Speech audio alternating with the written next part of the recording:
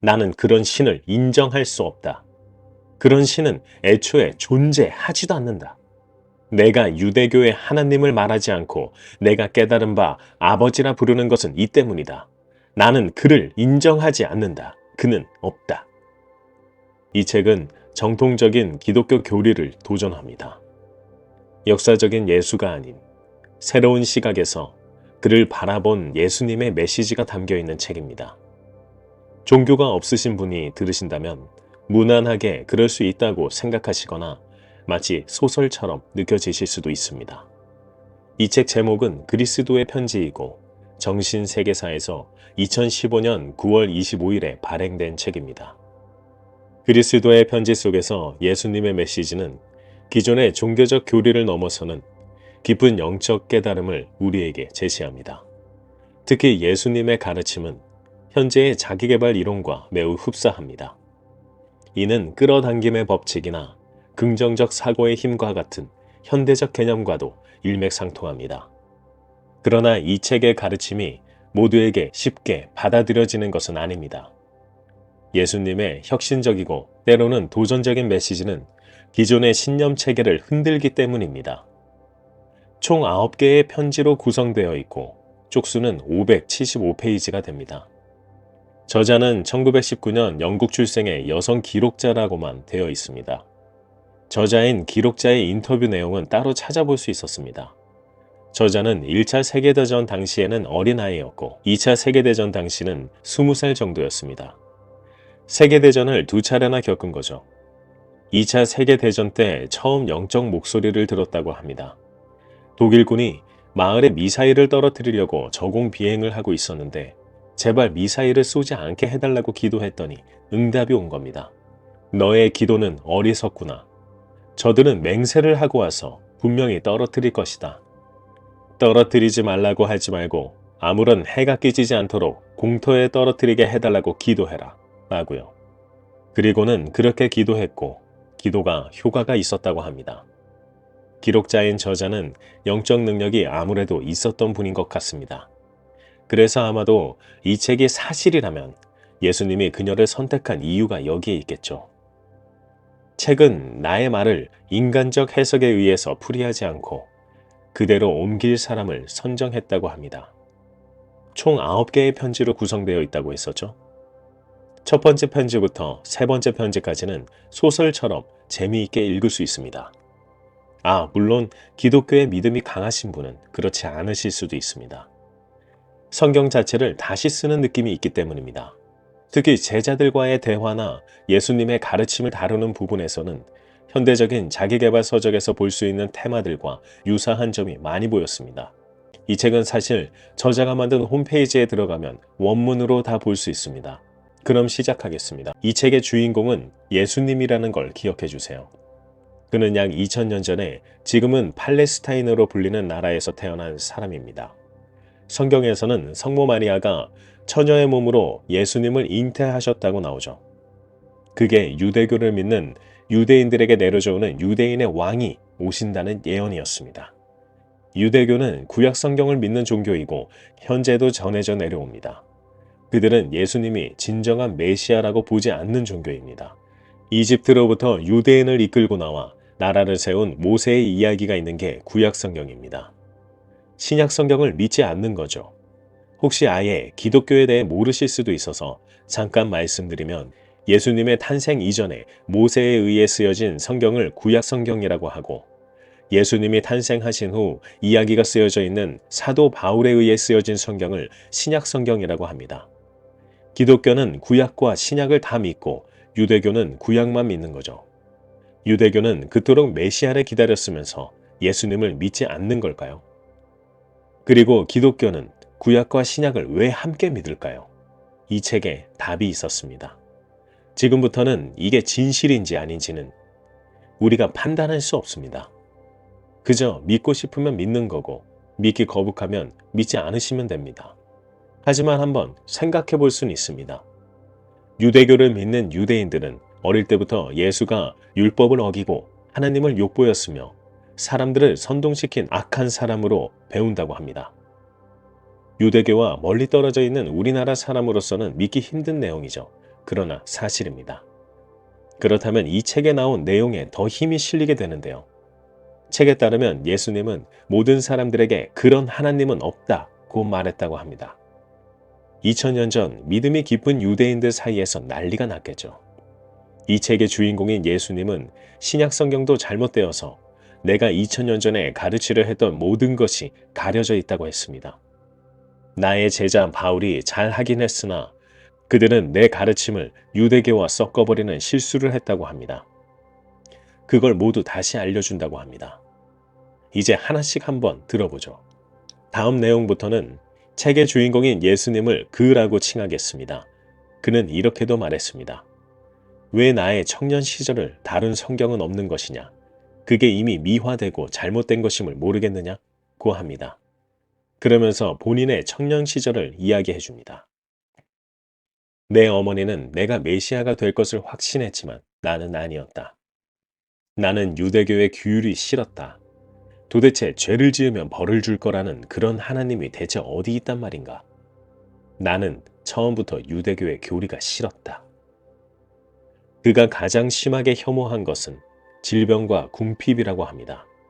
그럼에도 불구하고 그때 당시는 유대교 지도자들은 그들에게 자신들에게 복종하지 않으면 하나님 여호와의 형벌을 면치 못할 거라고 겁을 주고 율법과 관습으로 짓눌렀습니다.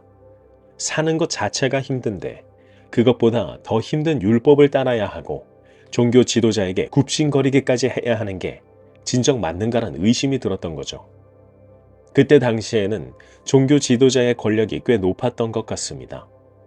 그래서 그는 받아들이기 힘들어 인생 낙오자라 불리는 속된 말로 불황아들과 어울렸습니다. 그러면서도 사람들의 궁핍과 질병에는 매우 감상적으로 반응을 한 과거의 자신을 회상합니다. 그리고 성경 속의 선지자들이 여호와의 심판과 진노를 경고하는 걸 보면 역겹다는 표현까지 씁니다. 나에게 이 같은 유대교의 믿음은 부조리하고 잔인한 하나님을 묘사하는 것일 뿐이어서 나는 그와는 아예 상종하고 싶지가 않았다.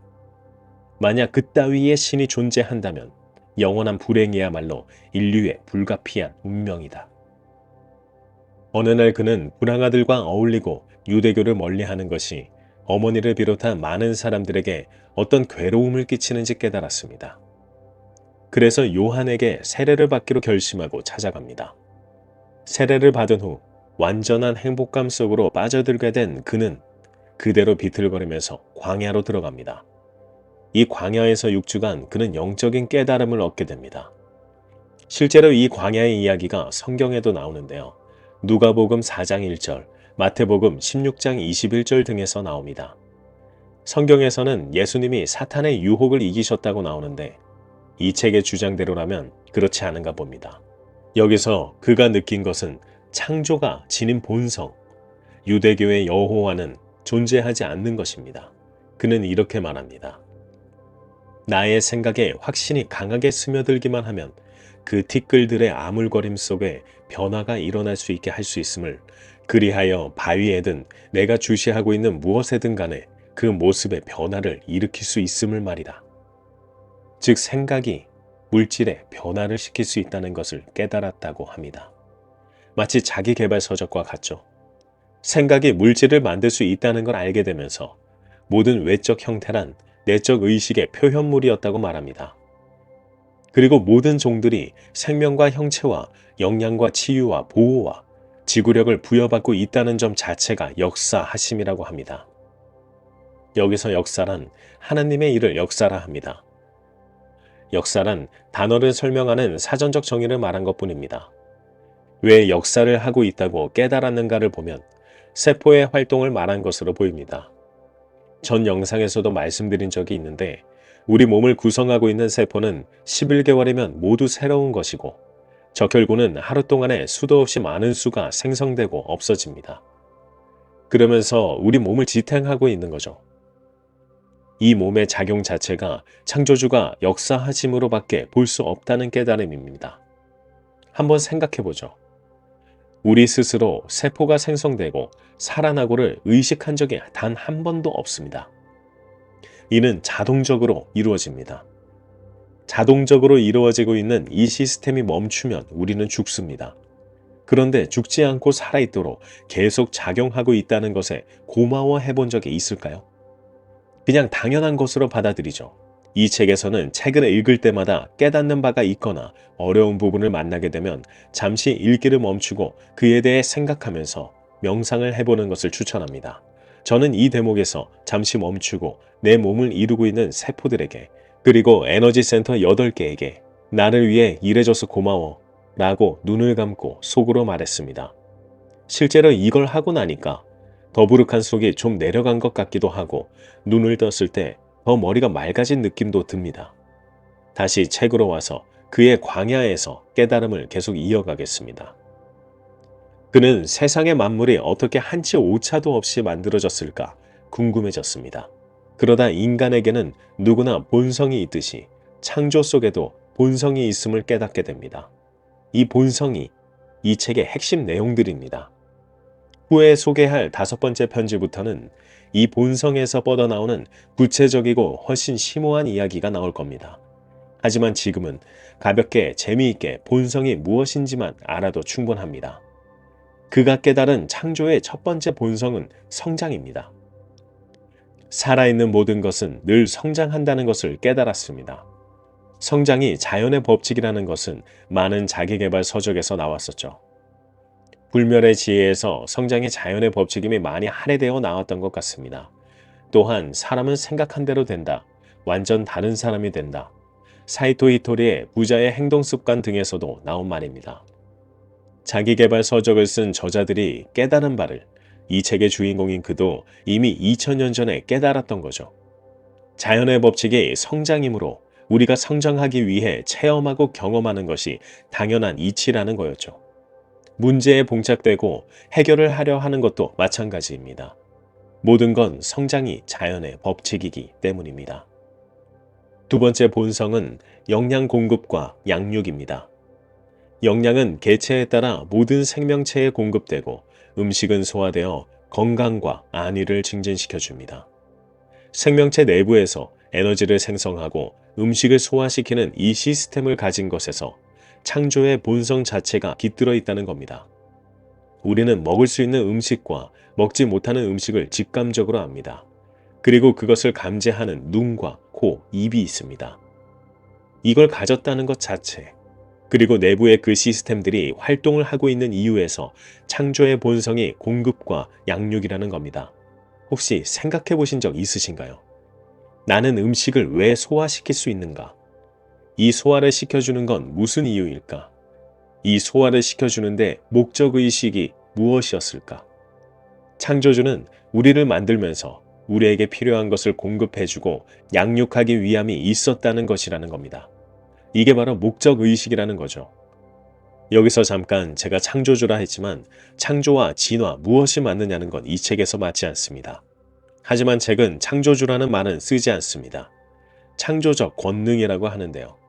저는 이해를 위해 창조주란 단어를 쓰고 있을 뿐입니다. 따라서 본성은 즉 창조주의 목적의식입니다. 세 번째 본성은 치유입니다. 우리는 감기가 걸렸을 때 약이 없어도 3일에서 7일 정도면 자연스럽게 회복할 수 있죠. 그리고 모든 생명체들이 자가치유를 할 수 있습니다. 이 자가치유에 대해서도 그는 창조의 본성, 즉 목적의식이 깃들어 있다는 걸 깨닫습니다. 네 번째 본성은 보호입니다. 우리의 뇌를 보호해주는 머리뼈, 눈을 보호해주는 눈꺼풀, 이마에 난 땀이 눈에 바로 떨어지지 않도록 하는 눈썹, 손가락 손끝을 보호해주는 손톱 그리고 발톱, 우리를 세상의 바이러스로부터 1차적으로 보호해주는 피부 등 모든 것을 보호할 수 있도록 완벽하게 설계되어 있다는 겁니다. 저는 여기서 잠시 멈추고 명상을 했는데 이 보호에 대해 감사하다고 느끼지 않을 수 없었습니다. 모든 세포와 에너지 센터에게 했던 감사를 제 모든 몸에 대해 감사하다고 눈을 감고 속으로 말하였습니다. 나를 살게 해주는 내 몸의 모든 보호 체계들에게 감사를 표하고 나니 기분이 한결 더 좋아지기도 했습니다. 책에서는 이 보호의 요구가 모든 부분에 세세하게 들어가 있다는 겁니다. 다섯 번째는 보호와 연결되는데요. 요구의 충족입니다. 보호의 요구로서 생겨난 아주 사소한 것들이 신체 구조 속에 표현되어 있음을 말합니다. 이 표현 자체가 얼마나 창조주의 사랑과 배려가 느껴지고 즐겁고 행복한 일인가. 이 사소하면서도 호사로운 아이템들이 없었다면 태어나면서부터 아픔의 고통을 느껴야 했을 테니까요. 여기서 그는 이것이야말로 창조주의 사랑이라고 합니다. 성장, 공급과 양육, 치유, 보호, 모두 사랑이 아니면 할 수 없는 것입니다. 마치 부모님이 자식을 돌보는 것처럼요. 우리가 어찌됐든 지금까지 살고 있는 것은 부모님이 사랑으로 양육해주고 마음을 치유해주고 집과 가족이라는 울타리 안에서 보호해줄 수 있었기 때문이죠. 이에 반대를 하시는 분도 있을 수 있다는 걸 압니다. 하지만 본인이 지금까지 살아있었던 것은 아기였을 때 부모님의 양육 덕분인 것은 확실하지 않을까요? 아니면 이미 이 세상 사람이 아닐 수도 있겠죠. 이에 여섯 번째는 사랑 넘치는 본성으로 역사라고 합니다. 역사의 단어 정의는 하나님이 하신 일로 풀이됩니다. 기독교적 언어죠. 종교에 따라 듣기 거북하실 분도 있으실 수 있습니다. 다섯 번째 본성까지를 깨달으니 이것은 사랑이 틀림없고 이 사랑이 우리 안에서 계속 활동하고 있다는 겁니다. 이 활동을 통틀어서 여섯 번째 본성으로 칭한 겁니다. 피부, 뼈, 혈액부터 눈과 머리카락에 이르기까지 모든 구성 요소를 만들어내는 무한히 작은 존재들이 협동과 조화를 이루는 것이 창조주가 일을 하고 있다고 받아들인 겁니다. 우리 육체가 알아서 생명을 발현하고 있고 세포들이 주기적으로 생성되고 없어지면서 자동으로 활동하고 있는 것을 말한 겁니다. 일곱 번째는 생존입니다. 창조계의 생존을 위해 존재하는 태양과 달, 별의 움직임. 생존을 보장하기 위해 자신의 종을 낳을 수 있도록 모든 것이 잘 설계되어 있다는 걸 말합니다. 이것 또한 창조주의 사랑이 아니고서는 뭐라고 표현할 수 있겠는가라고 합니다. 그리고 여덟 번째는 리듬, 아홉 번째는 법칙과 질서인데요. 리듬은 계절적 변화를 예로 들며 모든 창조계는 저만의 때를 가지고 있다는 것이고 우리 몸의 구성세포들이 하는 일이 위치마다 다르듯이 뚜렷한 법칙과 질서로 일하고 있다는 것을 말합니다. 여기서 갑자기 줄이는 이유는 결국 그가 말하고자 하는 것은 창조주의 사랑이 대주제이기 때문입니다. 우리가 왜 자가치유를 가지고 있고 각각의 신경계들이 각각의 보호 역할을 하고 있는 것이 있으며 눈과 눈꺼풀 그리고 눈썹, 손, 발톱 등이 보호를 위해 있다는 것을요. 저도 생각해 본 적이 없습니다. 그저 당연한 것인 줄만 알았죠. 전 한 번도 그렇게 생각해 본 적이 없는 터라 여기 부분이 더 좋았습니다. 종교적인 차원이 아니라 그저 감사할 수 있는 것에 대해서요. 얼마나 감사한 일입니까? 억만장자 시크릿 책에 따르면 억만장자들은 아주 작은 것에도 감사한다고 하는데 그들도 이런 것에 감사를 할까? 하고 생각하기도 했습니다. 창조주의 사랑을 느껴야 하는 이유는 중요한 게 있습니다. 바로 완벽한 사랑이 있는 창조주에게 단지 청하고 구하고 두드리면 해결될 것이라는 겁니다. 불멸의 지혜, 풍요로운 실체, 시크릿의 우주 등 자기계발 서적에서 말하는 것과 같죠. 사실 재미있는 이야기인 그가 새로 쓰는 신약 성경과 같은 이야기를 하려 했던 겁니다. 하지만 광야에서 일어난 깨달음은 책의 핵심이고 이를 통해 모두 뻗어나오기 때문에 해야만 했습니다. 이제 이야기를 계속하겠습니다. 그는 이렇게 깨달음을 얻고는 사람들에게 알려줄 것을 생각하니 뛸 듯이 기뻤다고 합니다. 이제 사람들 곁으로 가려고 하는데 갑자기 인간적 의식이 들면서 매우 배가 고팠다고 합니다. 본인은 생각이 물질을 만들 수 있다는 걸 알게 되어 돌을 빵으로 만들려 했으나 창조주의 본성이 공급과 양육의 필요 충족이므로 요청을 해보기로 했다고 합니다.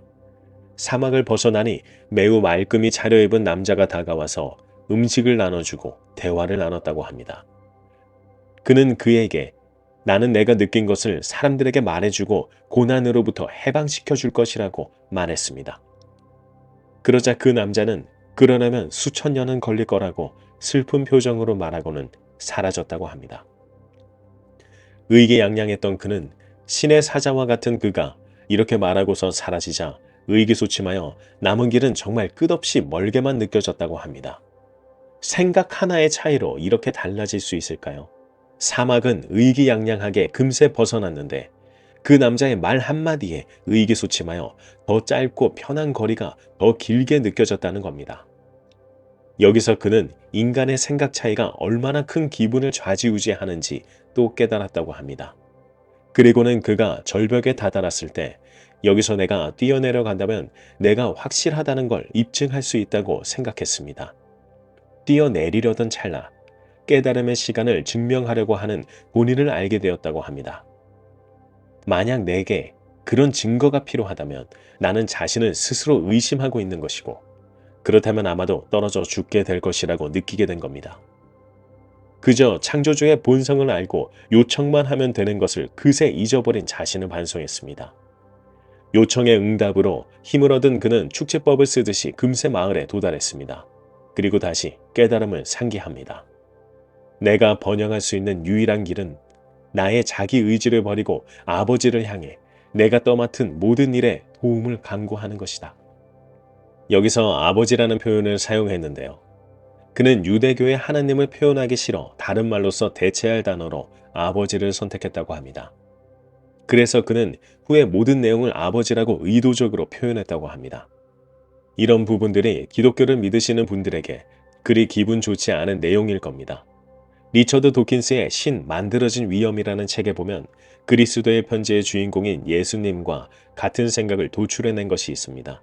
바로 하나님이라는 것은 인간이 창조한 허구일 뿐이라는 것. 그리고 구약 성경에 나오는 아브라함 이야기도 나오는데요.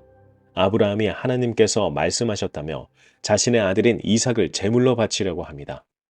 그리스도의 편지 주인공은 도대체 어떤 신이 본인이 창조한 피조물에게 그런 걸 요구하냐고 받아들일 수 없다고 합니다. 리처드 도킨스도 그 부분을 똑같이 지적합니다. 그리고 여기서 자기 의지를 버린다는 내용이 뒤에 나오게 될 영적 깨달음의 중요한 부분을 차지합니다. 그의 생애 이야기로 다시 가보죠. 하지만 이 문구는 꼭 하고 넘어가야 합니다. 그 문구는 이렇습니다. 감사할 때 너희는 곧 자신의 기도가 지금 아버지 사랑 의식 속에 놓여져 있으며 적당한 때가 되면 가시화되도록 처리되고 있다는 깨달음을 받아들이고 인정하고 믿어 의식 속에 각인하고 있는 것이다. 나는 언제나 일이 이루어지기 전에 감사를 드렸다. 신과 나눈 이야기에서 신이 예수님에 대해 말할 때 이런 말을 했었죠. 예수는 사람들을 치유하기 전에 항상 내게 감사했다. 와, 이렇게 연결되다니 참으로 놀라웠습니다. 그리고 감사는 정말 중요하다고 제 대부분 영상에서 말했던 것 같습니다. 그저 말뿐인 감사가 아니라 진심으로 감사해야 합니다. 앞서 창조주의 본성을 길게 말해드린 것도 감사를 위함입니다. 우리가 살아있고 보호 시스템 안에 설계되어 있어 고통받지 않고 생각할 수 있는 자유가 주어졌다는 것에 대한 감사인 거죠. 사랑 안에서 설계되어 감사하다는 겁니다. 또한 두려움을 버리는 것을 그도 말합니다. 신과 나눈 이야기에서 모든 감정은 사랑과 두려움 두 개의 뿌리에서 나온 것이라고 했었죠. 두려움은 모든 부정적인 감정의 시초이기 때문입니다. 다시 그의 생애 이야기로 가겠습니다. 사막에서부터 나온 그였기 때문에 차림이 매우 남루하였습니다. 그리고 온 마을 사람들이 그가 불황자와 어울렸던 것을 알고 있습니다. 그런데 행세까지 남루하기 그지없으니 사람들은 좋지 않은 시선으로 그를 보았습니다. 그리고 그는 집에 도착했습니다. 집에 도착한 그를 처음 마주한 사람은 누이였습니다. 예수님에게는 야고보, 요셉, 시몬, 유다와 여동생 2명이 있었다고 마태복음에 기록되어 있습니다. 어찌됐든 어머니인 성모 마리아를 마주하게 된 예수는 그녀에게서 힘든 몸을 회복할 수 있게 됩니다. 어머니는 본인의 아들의 몸 상태 회복에 전념해 주었습니다. 몸이 어느 정도 회복되자 그는 어머니에게서 본인이 깨달은 것을 이야기했는데 어머니는 유대교 신자여서 절대로 그 이야기를 밖에서 하지 말라고 하고 더 이야기를 하지 못하도록 막았다고 합니다. 왜냐하면 유대교의 신인 보복하는 신은 존재하지 않는다는 이야기였기 때문이죠. 오히려 화를 내면서 넌 불황자와 어울려 다니던 때와 하나도 변하지 않았다며 슬퍼했다고 합니다. 이에 남동생들에 의해 끌려나갈 뻔했으나 어머니가 몸이 회복될 때까지 있으라고 하였습니다. 집에서 생활하면서 그는 생각으로 물질을 바꿀 수 있는 그의 능력으로 집안에 부족한 것들을 남몰래 채워넣기 시작했습니다. 그러다 남동생이 칼에 손가락을 베었는데 그는 창조주의 본성, 즉 권능으로 그를 즉시 치료했습니다. 그런데 이는 결국 가족들이 그를 화나게 만들면 어떤 악을 행할지도 모른다는 두려움을 심어주기도 하였습니다. 하지만 오직 어머니만이 다시 그의 이야기를 듣고자 했습니다. 어머니는 물었습니다. 죄는 어떻게 되는 거냐고요? 그는 이렇게 답했습니다. 우리가 이해하고 있는 것과 같은 죄는 존재하지 않아요. 우리는 지금처럼 행동하도록 타고났어요. 우리는 우리의 인간적인 생각과 느낌을 극복할 방법을 찾아야 해요. 왜냐하면 그것이 우리를 아버지의 보호로부터 떼어놓고 병과 불행을 가져다 주니까요. 하지만 죄는 존재하지 않는다는 말에 어머니는 돌아섰습니다. 죄에 대해 형벌을 내리는 여호와가 없다면 어떻게 살아야 할지 막막했던 겁니다. 그러던 어느 날 마을 사람들이 모두 한데 모여 성경을 나눠 읽는 자리에서 사건이 발생했습니다. 그는 성경을 읽으면서 본인이 깨달은 바를 이야기했는데요. 마을 사람들이 모두 그를 경멸하기 시작했습니다. 심지어 절벽에서 그를 밀어서 죽이려고 했다고 합니다. 그는 어쩔 수 없이 마을을 나와서 가버나움이란 마을로 갑니다. 그곳에서 그는 본인이 깨달은 바를 사람들에게 알려줄 수 있도록 아버지에게 요청했습니다. 마을 입구에서 슬퍼하는 여자를 만나고 그 여자의 아들이 죽어가고 있다는 걸 알게 되었습니다. 그는 그녀의 말에 슬퍼하면서도 기뻐했습니다. 아버지가 본인의 요청을 또 들어주셨기 때문입니다. 여기서 잠시 실체에게 요청하면 다른 사람 손에 의해 올 것이라는 말도 떠올랐습니다. 지금 그의 상황도 마찬가지죠. 그는 그녀의 아들의 머리 위에 손을 얹고 아버지께서 그를 치유해 줄 것임을 그저 알고서 감사를 드리는 것만으로 권능이 흘러나오는 것을 느꼈습니다. 그리고 아들은 치유되었습니다. 여기서는 바로 전 도서인 리얼리티 트랜서핑에서 그저 아는 것이 중요하다는 것이 떠오른 순간이었습니다. 리얼리티 트랜서핑은 신에 대한 존재는 나오지 않는 책입니다. 깨달음은 어차피 한 곳에 있다는 것을 어렴풋이 느꼈습니다. 그 이후 그는 가는 곳마다 사람들을 치유해주면서 많은 사람들이 그를 따르게 됩니다. 그리고 그들에게 본인이 깨달은 바 보복과 질투의 눈이 먼 유대교의 하나님이란 없다는 것을 알려주고 창조적 권능인 창조주의 본성에 대해 이야기해 줍니다. 날이 갈수록 그를 따르는 사람들이 많아졌습니다. 그는 사람들에게 이렇게도 말하였습니다. 그러므로 아버지는 아무것도 붙잡지 않고 아무것도 거부하지 않으며 아무것도 저주하지 않고 잘못을 거들떠보지도 않습니다. 인간이 죄라 부르고 행하는 것은 오직 이 세상의 것일 뿐이며 이 세상 속에서만 벌해집니다. 뿌린 대로 거두는 것이 지상의 존재 법칙이기 때문입니다. 인간은 아버지로부터 생명과 마음을 얻어오므로 인간도 자신의 생각과 말과 행동을 통해 창조합니다. 그가 생각하고 말하고 행하고 믿는 것이 무엇이든지 시간이 지나면 유사한 형태를 띠고 그에게로 돌아옵니다. 이는 사람은 뿌린 대로 거둔다는 말을 한 겁니다. 이 원칙은 항상 적용됨을 반드시 알고 있어야 한다고 합니다. 이 부분도 자기계발 서적에서 나오는 것과 같죠. 자기계발을 하여 성공하거나 부자가 되거나 자아실현을 하는 것은 결국 세상의 이치를 아는 것과 같습니다. 김밥하는 CEO의 저자인 김승호 회장님이 하신 말씀입니다. 그 당시 유대교를 믿고 죄에 대해 하나님이 무서운 형벌을 내린다는 모세의 가르침에 단단히 굳어있던 자들에게 이는 정말 받아들이기 힘들었을 겁니다. 그럼에도 불구하고 치유의 행진이 계속되자 사람들은 유대교를 버리고 그를 믿게 되었죠. 그래서 유대교는 예수님을 인정하지 않는 겁니다. 또한 그는 이렇게도 가르침을 말합니다. 자신이 가지고 있지 않은 것에다 마음을 두고 있지 마십시오. 받게 되리라는 완벽한 믿음으로써 여러분 안에 있는 아버지를 향해 요청할 때 여러분 것이 될 것들에다 마음을 두고 계십시오. 요청하면서도 한편으로는 그것이 아버지에게 들릴지 아니면 아버지께서 여러분이 원하는 것을 주고 싶어 하실지를 의심한다면 아무것도 받지 못할 것입니다. 마치 자기계발 서적과 같지 않으신가요? 지금까지 읽었던 자기계발 서적에서 우주나 실체에게 요청하는 것과 같습니다. 우리 안에 아버지가 있다는 것은 무의식의 공간을 말하기도 하는 것 같습니다. 유대교를 절실하게 믿는 사람들에게는 저렇게 말할 수밖에 없었다는 겁니다. 결국 끌어당김의 법칙을 최초로 말한 사람은 예수님이네요. 실제로 성경에도 나옵니다. 너가 기도하고 요청한 것은 이미 가진 줄로 믿어라. 실제로 본인이 원하는 것을 떠올리고 저 성경 글귀를 한번 읊어보세요. 그러면 내가 진짜 저걸 가질 수 있을까란 의심이 들다가도 줄어드는 걸 확인하실 수 있습니다. 마음이 순간 차분해지는 걸 느끼실 수 있을 거예요. 그래서 요즘 제가 가장 많이 속으로 되뇌는 말입니다. 당연히 그 당시 유대교의 종교 지도자들은 이를 매우 싫어했습니다. 그때 당시 정부의 역할을 하고 있던 로마도 굉장히 싫어했죠. 둘 다에게 그는 그들의 권위와 권력에 대항하는 것처럼 보였으니까요. 결국 우리가 알고 있는 대로 유다에게 배신당하고 십자가형으로 생을 마감합니다. 그런데 여기서 최후의 만찬 때의 이야기를 해주는데요. 이 부분도 매우 재밌습니다.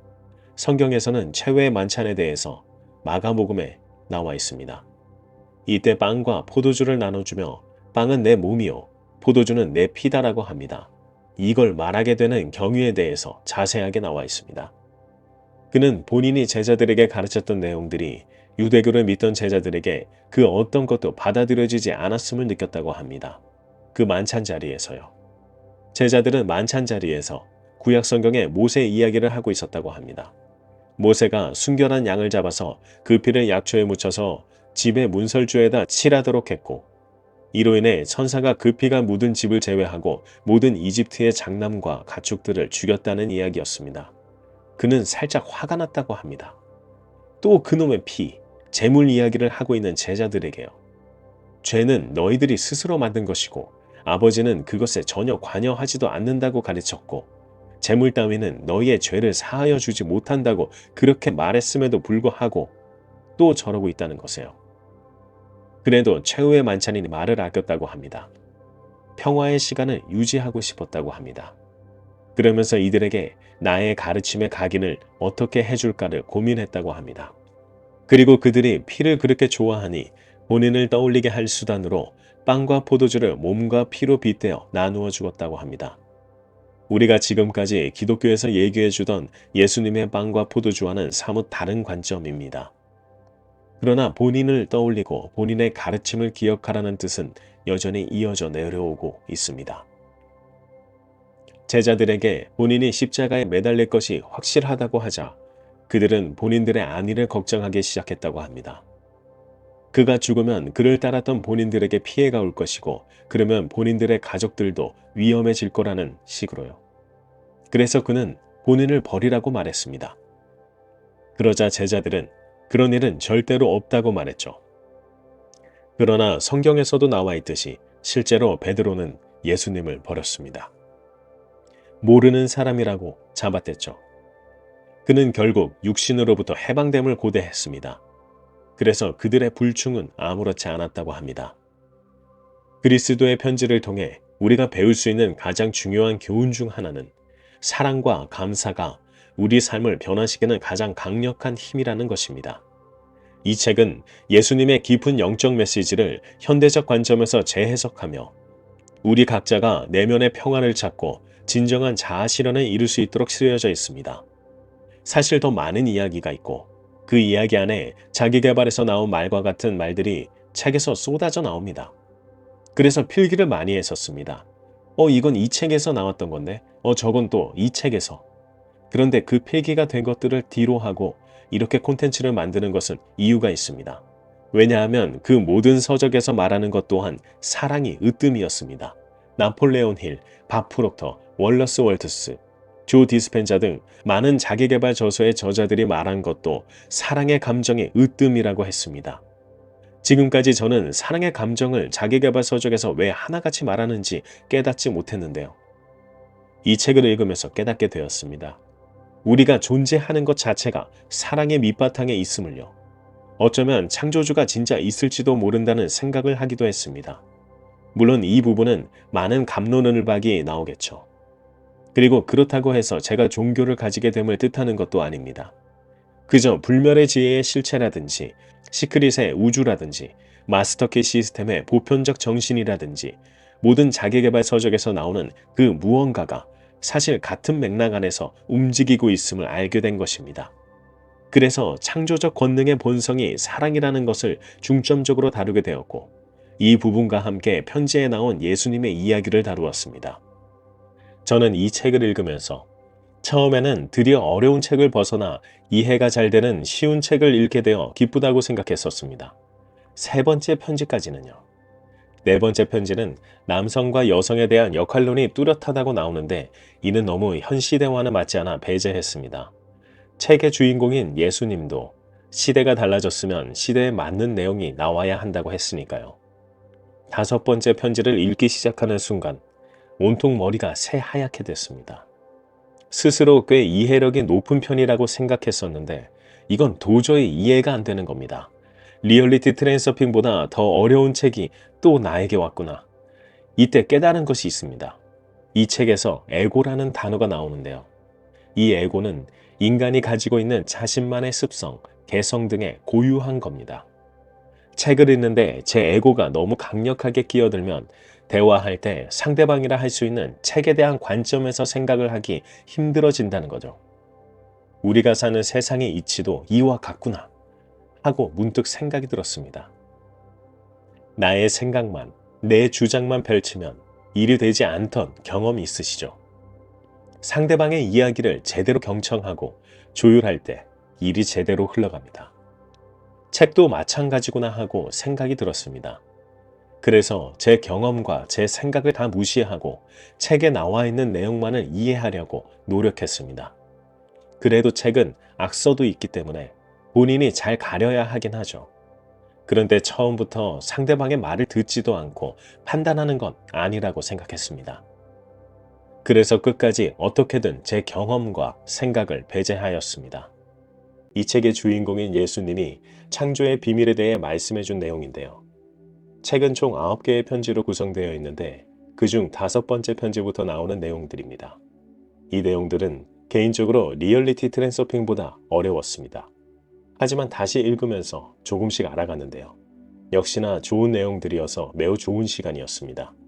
이 책을 읽을 때는 신비한 것이 있습니다. 만약 직접 읽으신다면 이렇게 한번 해보세요. 이 책에서 나오는 모든 생소하거나 어려운 단어를 빼고 그냥 연결해서 읽어보세요.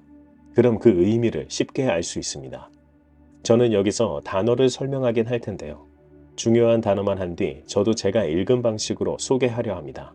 5번째 편지에는 이 책을 쓴 이유와 본인이 하나님 여호와를 부르지 않고 아버지라 불렀는지에 대한 이유가 나옵니다. 먼저 아버지라 부른 이유는 본인이 깨달은 바 유대교 율법이 완전히 잘못된 것임을 알게끔 돕기 위해 아버지라고 했다고 합니다. 또한 유대인들의 저항을 피하여 새로운 용어를 받아들이게끔 하기 위해서 아버지라고만 불렀다고 합니다. 이 부분은 사실 첫 번째 편에서도 살짝 언급을 했었죠. 그럼 다음 이 책을 쓴 이유로는 책을 그대로 읽어드리면 너희의 신약성서에는 내가 구약성서의 가르침에 완전히 반하는 가르침을 가지고 왔다는 사실이 어디에도 명시되어 있지 않다는 점과 따라서 신약성서를 나의 삶과 가르침을 제대로 기록한 책으로 받아들여서도 믿어서도 안 된다는 것을 너희가 온전히 알기를 바란다.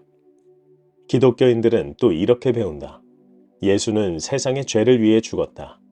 내가 인간의 죄악의 대가를 치르기 위해 희생된 하나님의 순결한 양이었다는 것이다. 나는 시대를 걸쳐 죄값을 치르는 이 이상한 묘기를 연출해내기 위해 나 자신을 사상 최대의 희생양으로 만든 것이다. 나는 십자가에서 죽은 후에 다시 몸으로 들어갔고 슬퍼하는 제자들을 위로하고 가르치기 위해 여러 번 육신으로 나타났다고 한다. 나는 그들에게 나타났을 때 음식을 먹기까지 했다고 한다. 40일이 지난 후에 나는 제자들의 눈에서 사라져 내 몸을 천국으로 상승시켰다고 한다. 내가 저 너머의 삶에서 인간의 몸을 가지고 무엇을 하겠는가? 현재 종교에 정말 정면 도전하는 글귀들이었습니다. 성경이 틀렸으니 다시 말해주겠다고 아예 명시를 했어요. 그래서 이 글은 19세기에 일어났던 뉴에이지 사상이 있는 건가? 하고 찾아보기도 했습니다. 뉴에이지 사상은 만물에 하나님이 깃들어 있다는 겁니다. 그 사상과 이 책은 어느 부분은 맞지만 또 어느 부분은 다르기도 합니다. 뉴에이지 사상은 우리나라에서는 종교로 받아들이지 않습니다. 뭘 믿든 본인의 자유를 주는 나라에서 이단이라며 배척하는 풍토가 있다는 건 참 아쉽기도 합니다. 물론 이상한 종교 집단에 의해 피해를 보는 사람은 없어야겠죠. 그런 피해를 주는 집단이 아니면 상대방이 믿는 종교를 이단이다, 아니다를 꼭 따져야 하는 건지 의문이 들기도 합니다. 제가 종교를 너무 모르는 걸까요? 더 알게 되면 이런 소리를 못 할까요? 전 더 알게 되면 굳이 말을 안 할 것 같기도 합니다. 그저 존중해주면 되니까요. 다시 책으로 돌아와서 이런 말씀도 합니다. 두려움에 쌓인 정통 유대교인들은 자신들이 대중에게 말해주기로 정한 나에 대한 이야기 틀과 동일한 맥락 속에다 나의 제자들도 가둬 넣었다. 그들은 유대인들을 기독교의 새로운 신도가 되게 하려면 구약성서를 폐기해야만 하게 될까봐 두려웠다. 왜냐하면 구약성서야말로 수백 년의 세월 동안 유대인들을 하나로 뭉치게 해온 구심점이었기 때문이다. 그래서 그들은 나의 가르침에서 옛 신앙과 어울리는 것만을 제멋대로 가져오고 첨삭했다. 내가 다윗 왕의 후손임을 유대인들에게 확신시키기 위해서 나의 족보도 열거했다. 내가 오래된 유대 가문의 혈통을 지녔고 그러므로 메시아가 될 수 있음을 밝히려는 목적이 아니라면 그들이 왜 그런 성가신 짓을 하겠는가? 생각해보니 그럴 수도 있겠네요. 굳이 족보까지 나열한 이유의 목적 말이죠. 정당성을 부여하기 위해 노력했다는 흔적처럼 보일 수도 있겠습니다. 과거를 청산하고 본인이 알려준 완전히 새로운 이해와 행동을 위한 털을 닦는 걸 바랬는데 그러지 않고 본인들 입맛에 맞게 모두 수정했다는 거죠. 그는 우리의 영적 발전은 오로지 존재의 법칙인 성장, 영양 공급과 양육, 치유, 보호, 그리고 사랑에 있음을 알고 존재하게 한 그것에 대해 한층 더 깊은 인식과 이해로부터만 일어날 수 있다고 합니다. 저는 여기서 그것이라는 단어에 완전히 환몰됐었습니다. 그것이 대체 뭔데? 끝까지 시원하게 알려주지 않는 겁니다. 책의 마지막까지 그것을 그것으로만 표현합니다. 아마 만약 이 책을 읽으신 분이 있다면 그것이 의미하는 바가 각자 다를 수 있다고 생각합니다. 대명사로 표현하니 그 대상이 모호하니까요. 저는 제가 느낀 바를 말해드리겠지만 혹시 다르게 느끼신 분이 있다면 의견 한번 부탁드립니다. 그것에 관한 것은 영상을 계속 보시다 보면 아실 수 있습니다. 그럼 계속하겠습니다. 한편 이 책에서 가장 효과적인 방법에 있어 이걸 먼저 소개해드리고 싶습니다. 이 책은 그리스도의 편지라는 제목을 가지고 있지만 사실 영적 성장을 위한 책입니다. 그러기 위해선 의식을 정화해야 한다고 하는데요. 의식을 정화하려면 해야 하는 것을 알려줍니다. 저는 이 방법을 실제로 해봤습니다. 그리고 지금도 하고 있는데요. 쉽게 말하면 이겁니다. 부정적인 생각이 떠오를 때 한껏 하고서 가져가 주세요 라고 하고 긍정적인 생각으로 다시 그 공간을 채워넣는 상상입니다. 한번 해보시면 매우 효과가 좋습니다. 부정적인 생각을 굳이 한껏 하지 않으셔도 됩니다. 부정적인 생각이 떠오르기 시작하자마자 가져가 주세요 하고 다시 긍정을 채워넣는 겁니다. 한껏 하라는 의미는 받아들임과 허용이 중요하기 때문입니다. 애써 부정하는 것이 아니라 사람이란 응당 그러하니 그렇게 하도록 인정한다는 거죠. 그리고 가져가 주세요를 합니다. 한번 해보시면 매우 신기하실 겁니다. 저에겐 안녕보다 더 효과가 좋기도 합니다. 책에서는 이 가져가 주세요가 부모의 무조건적인 사랑, 즉 찬조의 본능이 이루어지고 있는 현상이라고 합니다. 그리고 모든 일을 하는 것은 본인이 아니라 아버지가 하고 있음을 알고 있어야 한다고요. 가져가신 것은 아버지니까요. 그러면서 항상 에고의 욕구를 제거하고 해소하여 극복하도록 도와주기를 강구하고 즉각적인 응답을 기대하라 합니다. 이 가져가 주세요가 바로 즉각 응답입니다. 이렇게 하여 내 안에 새로운 의식체를 형성할 수 있습니다. 지금 현재의 삶이 싫다면 바로 해보세요. 가져가 주세요. 영상의 뒤에서는 이야기의 흐름에 따라 같은 내용이 반복될 겁니다. 한마디로 이 책의 주인공인 예수님은 에고의 욕망에 휩쓸리는 거친 인간적 생각과 느낌들로 물든 의식을 정화하고 꾸준히 명상하여 의식을 우주적 차원으로 보양시키면 영적 권능이 너희의 마음으로 그리고 마침내는 온몸으로 밀려오는 것을 느끼기 시작하게 될 것임을 말해주기 위해서 이 책을 기록자에 의해 쓰게 했다는 겁니다. 우리의 영적 발전을 위해서요. 그러려면 불만족스러운 낡은 삶의 방식을 버려야 함을 강조합니다. 마치 조 디스펜자 박사가 당신도 초자연적이 될 수 있다와 꿈을 이룬 사람들에 대해서 말한 것과 같죠. 우리의 뇌가 현재를 과거에 축적된 경험에 의해 반복 재생을 하기 때문에 마음에 들지 않고 삶이 좋지 않다면 그 회로를 바꿔야 한다고요. 밥 프록터도 패러다임이란 용어로 이를 설명했습니다. 지금까지 해오던 모든 습관들이 프로그램처럼 작용하는 것을 패러다임이라고 불렀는데 성공하기 위해선 이를 바꿔야 한다고 했습니다. 이 책에서도 인간의 생각이 확신이나 감정으로 충만할 때 형상이 구현되는 것에 근본적인 영향을 미친다고 합니다. 지금까지 자기계발 서적에서 생각과 감정이 중요하다는 게 많았는데 이런 내용들과 같습니다. 이를 위해서 책에서는 일정 시간 이상 명상을 하는 것을 강조합니다. 이 명상을 할 때 기억해야 할 것은 존재의 근원, 창조의 본성인 성장, 영양 공급과 양육, 치유, 보호, 생존, 사랑입니다. 그리고 세상의 모든 것은 짝을 이루고 있음 또한 알고 계시면 더 좋습니다. 신과 나눈 이야기에서 최초의 감정은 사랑과 두려움 이 두 개였다고 합니다. 두려움이 생겨난 이유는 사랑을 알기 위해서입니다. 만약 사랑밖에 없다면 그게 사랑인지도 모르니 양 끝단에 있는 존재를 만들어 본인의 존재함을 알기 위해서죠. 꼭 책에서 나온 이야기가 아니더라도 우리 일상에서 느낄 수 있습니다. 불행을 모르면 행복이 뭔지 모릅니다. 가난을 알아야 부를 알 수 있다는 것도 마찬가지입니다. 결핍을 알아야 풍요를 아는 것도요. 한편 창조에는 분명한 목적이 있음을 말합니다. 모든 만물은 목적성을 분명히 가지고 있다는 건데요. 그렇게 생각하고 주변을 둘러보니 그런 것 같습니다. 자연 생태계는 알아서 운영되고 있으니까요. 실제로 2020년부터 2022년까지 코로나가 한창이었을 때 생태계가 많이 복구되었다는 기사 혹시 보신 적 있으실까요? 알아서 잘 운영되고 있는 치유와 보호의 생태계가 있다는 거죠. 창조의 본성이 알아서 작동하고 있다는 것을 보여줍니다. 그리고 목적에 대해 알아보고자 한다면 우리 몸을 구성하고 있는 기본 단위인 세포를 한번 살펴만 봐도 충분합니다. 세포는 세포막을 가지고 있고 오직 선별된 영양소만을 환경으로부터 받아들입니다. 세포가 세포막을 가지고 있는 것을 창조의 본성으로 풀어보면 보호와 영양 공급, 양육이 들어가 있습니다. 또한 더 들어가면 으뜸 감정인 사랑도 있죠. 만듦 자체가 사랑이 기본이니까요. 세포는 적합한 영양소만 취한 뒤 세포막을 통해서 그 찌꺼기를 내보내고 제거합니다. 눈에 보이지도 않는 순전히 물리적인 이 세포들이 어떻게 적절한 영양소를 식별하여 선택할 수 있는지를 고민해보면 목적성이 보입니다. 그 목적성은 창조의 본능과 같습니다. 세포는 증식을 위해 영양소를 공급받아야 합니다. 이때 증식은 성장이죠. 눈도 팔도 다리도 없는 세포가 알아서 적절한 영양소를 취하는 것은 영양 공급과 양육의 목적성이 보이며 세포막으로 둘러싸여 있는 것은 치유와 보호의 목적성이 보입니다. 그리고 세포들은 서로의 작업을 방해하지 않습니다.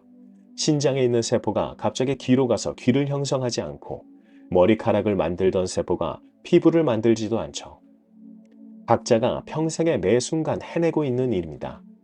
이렇게 만들었다는 것 자체가 진실이라면 이것을 만든 창조주는 확실히 지성이 있음을 보여줍니다.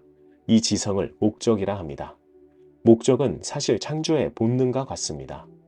이를 인식해야 함이 우리의 영적 발전을 위한 과제라고 합니다. 창조주가 이렇게 사랑으로 우리를 만들었구나 라고 책을 읽으며 느끼는 순간 이런 말이 나옵니다. 너희는 창조된 것이 아니다. 너희는 그것으로부터 너희의 존재를 얻어낸 것이다. 에? 지금까지 창조주가 사랑으로 우리를 만들었다고 했던 것 같은데 도대체 이게 무슨 말일까요? 이를 이해하려면 신과 나눈 이야기의 한 대목을 가져와야 합니다. 신과 나눈 이야기에서 신과 우리는 원래 하나의 존재였다고 합니다. 그럼 같이 생각해보죠. 만약 신과 우리가 원래 하나였다면 마치 전 영상에서 우리가 모두 바다였다는 것처럼 말이죠. 그런데 거기서 우리가 나오게 된 것은 우리 스스로 체험하고 싶어서라고 합니다. 자, 이 부분을 그리스도의 편지와 연결해보면 그것으로부터 너희의 존재를 얻어냈다는 것이 말이 딱 들어맞지 않나요? 결국 하나였던 그것, 즉 신에서 생각만 존재하던 우리 스스로 존재를 만들어 들어와 체험하고 있다는 겁니다. 그래서 이 책에서도 전생은 있다고 말합니다. 체험 놀이가 아직 끝나지 않은 거죠. 아직 하고픈 것이 많은 겁니다. 그리고 우리 안에는 그 전생에서 체험했던 색깔들이 몸 안에 남아있다고도 합니다. 다시 너희는 그것으로부터 너희의 존재를 얻어낸 것이라는 대목으로 돌아와서 보면 책에서는 이를 인과관계에 있다고 합니다. 아니 또 무슨 인과관계지? 창조주가 사랑으로 모든 만물을 만들었었다고 했었죠. 그래서 창조에 숨은 본능이 있다는 것을 그가 알려주고 있고요. 그리고 분명한 목적성이 있다는 것도요. 즉 본인이 본인 스스로 만들었다는 이야기가 됩니다. 그냥 쉽게 말하면 본인들이 체험하고 싶어서 만든 온 우주라는 거죠. 신과 나눈 이야기에서 나온 개념과 그리스도의 편지에서 나온 개념이 맞아떨어집니다. 우리가 스스로 우리를 만든 목적이 경험이고 체험이고 성장에 있다는 겁니다. 신과 나눈 이야기에서 서로 양극에 있는 존재들이 서로 존재를 알기 위해 서로를 만들었다고 했습니다. 어찌 보면 서로 구속력을 가지고 있습니다. 한쪽이 없어지면 나머지 한쪽은 그 존재함을 잇는 거니까요. 그리고 완벽하게 평형 상태를 유지할 겁니다. 서로 만날 수 없으니까요. 행복한데 불행하지 않을 테니까요. 풍요로운데 궁핍하지 않을 테니까요. 서로 양극에 존재하는 서로가 존재함을 알기 위해 존재하는 에너지들이 있습니다. 상자 안에 에너지 A는 오른쪽 끝에, 에너지 B는 왼쪽 끝에 있습니다. 그리고 어느 한쪽이 절대 없어지지 않습니다. 그러면서 서로의 단면이 절대 만날 수가 없습니다. 단면이 붙을 수가 없으니 서로의 단면 사이에 공간이 있겠죠. 상자 속이니까요. 그 공간이 창조의 공간으로 불립니다. 그 공간은 절대로 관찰할 수 없다고 하는군요. 만약 인간적인 생각이 끼어든다면 바로 무너진다고 합니다. 마치 양자역학의 전자 같네요. 인간이 관찰하는 순간 파동이 아니게 되는 것 말이죠. 잠시 이 실험을 설명드리면 눈으로 보지 않을 때는 파동으로 존재하다가 눈으로 보는 순간 입자로 변한다는 겁니다. 이 실험의 이름은 이중순릿 실험입니다. 그리고 우리 실생활에 실제로 이성질을 이용해서 만든 것들이 대부분의 전자제품입니다. 요즘 나오는 TV에서 퀀텀 LED라고 하는 것이 저 성질을 이용해 만든 겁니다. 책에 나온 단어로 다시 말씀드리면 이렇습니다. 아버지 의식의 창조 에너지의 도구인 전기와 어머니 의식의 창조 에너지의 도구인 자기와 서로를 구속하는 평형 상태에 있다.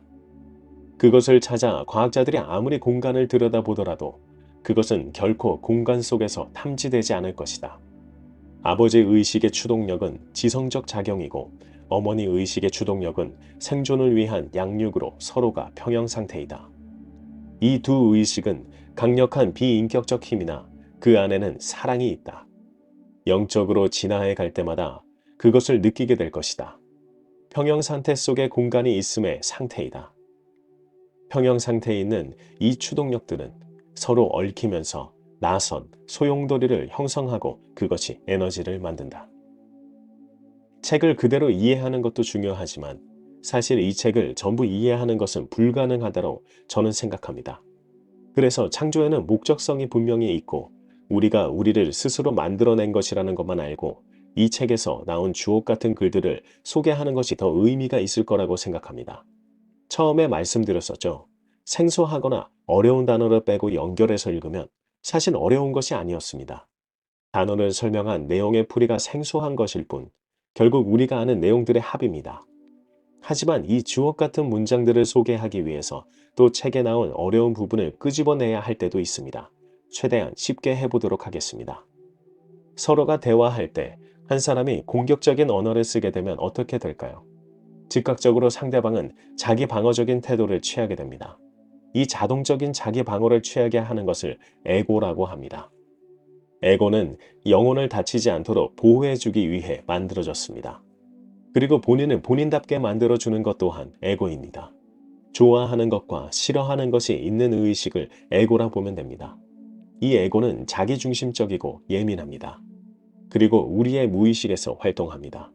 그래서 공격적인 언어를 하고 있는 상대방의 즉각 반응한 에고는 곧바로 자기 방어를 취하는 겁니다. 자기 방어로 나오는 행동에는 여러 가지가 있을 수 있죠. 한편 이 에고와 영혼을 함께 표현할 수 있는 자세가 있는데요. 양손을 온폭하게 만들어 마주 모아서 양손가락과 손목이 서로 마주치게 하여 그 사이에 빈 공간이 만들어지게 하는 겁니다. 손은 에고이고 빈 공간은 영혼입니다. 영혼을 보호하기 위해 애고가 있다는 표현이죠. 오른손만 열어서 손바닥을 하늘로 향하게 해봅니다. 오른쪽은 평형 상태 중 끌어당기는 인력에 해당합니다. 다시 손을 모은 뒤 이번엔 왼손만 열어서 손바닥을 하늘로 향하게 해봅니다. 왼쪽은 평형 상태 중 밀어내는 청력에 해당합니다. 책에서는 이 자세를 해보고 심상화하여 에고와 영혼, 인력과 청력에 대해 이해해보라고 권합니다. 한번 해보셨나요? 마음의 모든 작용을 이 자세로 표현할 수 있다고 합니다. 이것이 창조적 본성을 지닌 의식의 에너지임을 명심하라고 합니다. 책을 그대로 읽어드리면 이렇습니다. 오른손은 원함과 욕망의 근원이다. 그것은 삶에서 필요하거나 매우 탐나거나 즐김직한 것을 획득하는 데에만 언제나 조준되어 있다. 이는 사실 건설적인 목적을 향해 조준되도록 영적으로 의도되어 있다. 하지만 다른 생명체의 요구와 평등하게 균형이 잡히지 않고 제어되지 않으면 인격의 병이 된다. 왼손은 너희의 인격이나 가족이나 일에 공격을 가하는 세력으로부터 자신을 방어하는 상징이다. 이 왼손은 너희의 사생활을 확보하고 생명을 구하도록 영적으로 의도된 배척함을 상징한다. 그것은 너희의 신체적, 정서적 생존이 위협받을 때 정당하게 사용할 수 있는 무기다. 사람은 본인의 결핍을 숨기고자 공격적인 언행을 할 때가 있습니다. 상대방에게서 본인의 결핍을 본 거죠. 그래서 화가 나는 겁니다. 본인에게요. 그런데 그걸 상대방에게 화내게 됩니다. 상대방의 에고도 들켰다고 느끼게 되면 같이 화를 낼 수도 있고 혹은 의도적으로 피할 수도 있겠죠. 책에서도 말합니다. 너희의 모든 행위는 결국 유사한 형태의 공격으로 외부화하여 자신에게로 반사되어 돌아오는 의식에 새겨진 청사진임을 늘 명심해야 한다고요. 그리고 어떤 종류의 공격이든 보다 건설적인 차원으로 받는 방법은 이 예민한 에고를 넘어설 때 가능한 일이라고 합니다. 이 책의 궁극적인 목표죠. 우리 스스로 만들어낸 에고를 차근차근 지워나가는 거요. 그렇게 왼손과 오른손으로 끌어당김과 밀어냄을 알게 되는 와중 한쪽만을 열었을 때 영혼의 빈 공간은 여전히 그 자리에 공간으로 남아 있었습니다. 손이 개입하지 않았죠. 그 공간은 말이죠. 에고가 시시각각 요구를 성취하고 모든 불쾌한 일로부터 영혼을 지키려고 분주할 때 영혼은 항상 거기에 있습니다. 이 영혼의 자리를 책에서는 하늘나라라고 합니다. 그래서 이 책의 주인공인 예수님이 지상에 있을 때 이렇게 말했다는 겁니다. 하나님의 나라는 너희 안에 있다. 또 좋은 글귀를 소개해드리겠습니다. 우리는 공허함을 느낄 때가 있습니다. 그 공허함은 원한 것을 성취했을 때 찾아오게 됩니다. 그 새로움은 이내 사그라져서 새로운 소유물은 속된 것이 되고 감각이 다시 시들어져 지겨운 느낌이 마음에 자리 잡아 반복적인 일과가 따분하고 재미없어집니다. 그러면 에고는 거기에 흥분과 쾌락으로 활기를 불어넣기 위해 성취할 또 다른 목표를 찾아냅니다. 우리가 성공하고자 하려면 사실 이렇게 해야 함을 자기계발 서적에서 말합니다. 특히 그랜트 카돈의 집착의 법칙에서 그랬죠. 이 책에서는 그 공허함을 이겨내려면 더 많은 걸 갈구하는 것을 본능으로 받아들이고 창조의 본능을 상기하여 명상을 하라고 합니다. 그러면 소유물에 대한 욕망은 이미 가지고 있는 것에 대한 감사와 변함없는 만족감으로 서서히 대치된다고 하는데요. 저는 이 부분을 다시 읽고 놀랐습니다. 바로 전 영상에서 소개해드린 이하영 원장님께서 말한 것과 같아서요. 없는 것만 바라보면 없는 자가 되어버려 있는 것도 사라진다. 있는 것에 감사하면 있는 자가 되어버려 없는 것도 나타난다. 이 말입니다. 즉 창조의 본능이 이미 풍요롭게 잘 차려져 있으니 있는 것에 감사하면 알아서 더 풍요롭게 해줌을 말합니다. 자신의 일용할 것들이 최선의 방식으로 충족된다는 사실을 알게 된다고 합니다. 이렇게 연결되다니 다시 한번 저 글귀에 제 마음에 힘이 실리기도 합니다. 또 다른 글귀를 찾아보죠. 우리의 삶의 목적에 대해서도 말해주는데요. 이 책의 궁극적인 목표와도 같습니다. 우리 에고에 대한 완전한 통제권을 얻는 것. 에고가 우리에게 부여했던 이기적인 소유, 보호 욕구를 벗어나는 겁니다. 에고는 자동적으로 자기 방어를 하는 예민한 아이라고 했었죠. 그래서 스스로 보호하기 위해서 이기를 가지고 있습니다. 이를 벗어나는 것을 궁극적 목표로 합니다. 하지만 정말 쉽지 않겠죠. 그래서 본인이 이렇게 다시 왔다는 겁니다. 우리의 생각, 감정, 삶의 새로운 프로그램을 시작하도록 돕는 일을 하고 있다고 하는데요. 너희 세상이 마음에 들지 않는다면 너희가 있는 바로 그 자리에서 너희 존재의 조건을 바꿔놓을 수 있는 힘이 너희에게 있다. 우리가 믿음과 그렇게 할 일관된 의지만 가지고 있다면 가능하다고 합니다. 현재 수준의 인간의 기능과 생각을 계속 이어간다면 너희의 현재 수준의 인간 존재만을 경험하게 될 뿐이다. 이를 개선하기 위해서 우리가 책을 읽고 생각을 하는 이유라고 생각합니다. 현재 본인의 모습이 마음에 들지 않으면 개선하도록 해야겠죠. 현재가 미래를 만듭니다. 취업해야 하는데 공부하지 않고 넷플릭스 보면 당연히 원하는 곳에 취업 못합니다. 저도 책 읽고 콘텐츠 만들지 않으면 영상을 올릴 수도 없고 구독자 100만 명도 못 만듭니다. 너희는 너희의 생각으로서 자신의 미래를 바꿔놓을 수 있다. 너희의 진정한 근원을 이해하기만 하면, 그것을 믿고 이 지식을 일상 속에 적용하기만 하면 말이다. 너희는 주변 환경과 집과 가족과 직장과 어울리는 사람들과 심지어는 식물과 동물과 기후에까지도 영향을 미칠 수 있다. 마음속에 굳건히 품고 있는 것은 무엇이든 외부의 현실로 나타난다. 많이 들어보신 말이죠. 사실상 어렵고 생소한 단어들을 빼고 연결해서 읽으면 어렵지 않은 책이었습니다. 역시 해답은 항상 단순합니다. 그러면서 이렇게도 말해주는데요. 동시에 장담하노니 너희는 과거에 자신이 왜 그리고 어떻게 파괴적이고 부정적인 상황을 만들어내고 있었는지를 깨닫기 전까지는 결코 자신을 위해 새로운 상황을 만들어내지 못할 것이다. 너희가 현재 경험하고 있는 모든 것은 과거의 생각과 말과 행동으로서 촉발시켜 지어낸 것이다. 그러니 현재의 상황을 한탄하지 말라.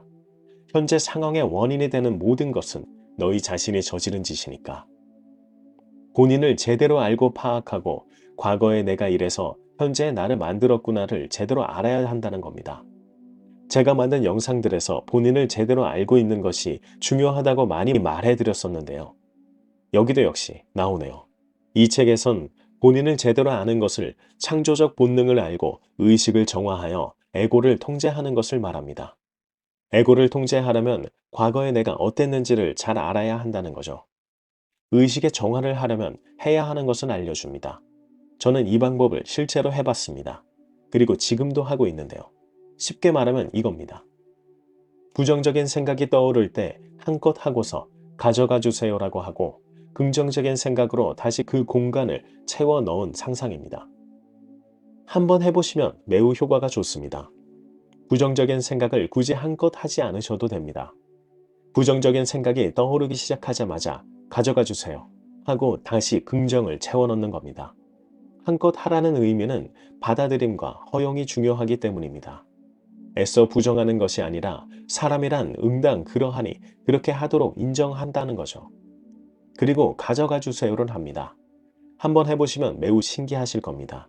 저에겐 안녕보다 더 효과가 좋기도 합니다. 책에서는 이 가져가 주세요가 부모의 무조건적인 사랑, 즉 창조의 본능이 이루어지는 현상이라고 합니다. 그리고 모든 일을 하는 것은 본인이 아니라 아버지가 함을 알고 있어야 한다고요. 가져가신 것은 아버지니까요. 그러면서 항상 에고의 욕구를 제거하고 해소하여 극복하도록 도와주기를 간구하고 즉각적인 응답을 기대하라고 합니다. 이 가져가 주세요가 바로 즉각 응답입니다. 이렇게 하여 내 안에 새로운 의식체를 형성할 수 있습니다. 지금 현재의 삶이 싫다면 바로 해보세요. 가져가 주세요. 또 더 찾아볼까요? 너희는 영양을 주어 양육하고 가르치고 보호하고 유지하여 타인들의 요구를 충족시켜 주기를 애쓸 것이고 무심한 행위들이 일으키는 혼돈으로부터 사랑 넘치는 질서를 이룩하기를 애쓰게 될 것이다. 아인슈타인이 했던 말이라고 소개한 적이 있었는데 혹시 기억나실까요? 한 기자가 아인슈타인에게 물었는데요. 그는 이렇게 말했습니다. 우리는 타인을 위해 존재합니다. 타인들의 요구를 충족시켜 주기를 애쓰는 것이 우리의 에고를 평정하고 좀 더 높은 차원에 있음을 책에도 말합니다. 그러나 책에서도 자기 희생은 절대로 하지 말라고 하였습니다. 자기 희생을 하며 타인의 요구를 충족시켜주는 것은 자살 행위와 같다고 책에서 쓴 것처럼 전 느꼈습니다. 그건 겉으로 보기엔 숭고해 보이지만 본인을 전혀 살피지 않았기에 좋지 않은 것이라 합니다. 또 찾아보겠습니다. 사람이 어떤 방식으로든 다른 사람을 불행하게 만들면 그들은 자신의 미래에 갚아야 할 빚을 지어내고 있는 것이다. 천벌로서가 아니라 의식적 창조 행위로서 말이다. 부저의 행동습관 저자 사이토 히토리가 생각나는 대목입니다. 그도 빚을 만드는 것이라고 했는데요. 우리가 다른 사람을 불행하게 만드는 것은 우리 스스로 우리가 그렇게 될 것을 창조하고 있다는 겁니다. 어떤 분이 했던 말씀이 생각나기도 합니다. 그는 절대로 자동차 경적을 울리지 않는다고 합니다. 그걸 누르면 본인도 듣게 되는데 그게 너무 본인에게 부정적이라고 하네요. 예전에는 바로 빵빵했는데 그걸 누른 날은 항상 안 좋았다고 합니다. 물론 미신일 수도 있지만 책의 내용과 대입해보면 그분에게는 자동차 경적이 본인의 의식적 창조 행위였을 수도 있겠습니다. 관찰자의 역할을 해야 한다는 말 기억나실까요? 바로 전 영상에서 한 말인데요. 여기에도 나옵니다. 의도적으로 영적 여행에 나설 때는 스스로 택한 목적지로 가는 열차에 탑승하는 여행자와 같은 자신의 모습을 심상화해야 한다.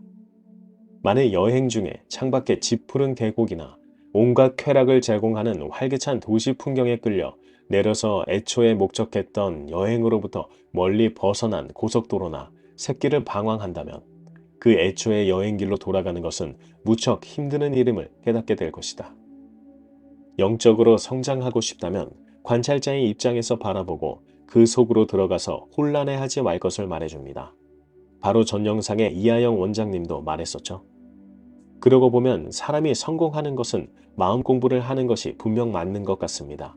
성공한 사람들의 자서전이나 자기계발서적을 보면 마음을 다스리는 것을 중요하게 생각합니다. 끝으로 이 책에서 나온 명상법을 소개해드리면서 마치고자 합니다. 그럼 명상 시작하겠습니다. 의자에 앉거나 바닥에 앉아서 얼굴, 목, 어깨에 긴장을 풉니다. 가능하면 허리에 느끼는 긴장도 풉니다. 명상은 잠을 자는 상태와 유사합니다. 이제 몸이 어느 정도 긴장이 풀어짐이 느껴지셨으면 눈을 감은 채로 시선을 올려 이마를 향하게 해주세요. 기도문을 읽겠습니다. 아버지 어머니 생명이시여, 당신은 곧 저의 생명이요, 변함없는 보살핌이요, 저의 건강이요, 보호요, 모든 필요와 제 가장 높은 열망을 채워주는 완벽한 충족이십니다. 당신의 진정한 실체를 제게 드러내어 주시기를 간구하나이다. 제가 온전히 깨달아 제 안에 계시고 저를 감싸고 계신 당신의 임재를 더욱 잘 자각하게 하는 것이 당신의 뜻임을 아나이다. 그것이 가능함을 믿고 아나이다. 당신이 완벽한 사랑으로 저를 보호하고 지켜주심을 믿나이다. 저의 궁극의 목적은 당신을 표현하는 것임을 아나이다. 이렇게 말하는 동안 당신이 저를 온전히 받아들이심을 아나이다. 당신은 이 세계를 이토록 놀랍게 설계하여 가시적 형체로 나타나게 한 사랑에 찬 우주적 지성이시기 때문입니다. 당신이 제게 말해주시기를 간구하고 귀 기울이는 동안 당신의 신성의식 속으로 의식의 탐조 등을 비추어 보냅니다. 당신은 제 인간적 의식을 관통하여 나날이 섬세해지는 제 마음과 가슴으로 시시각각 가까이 다가오고 계심을 압니다. 저 자신과 저의 삶을 당신의 보살핌 안에 내맡기나이다.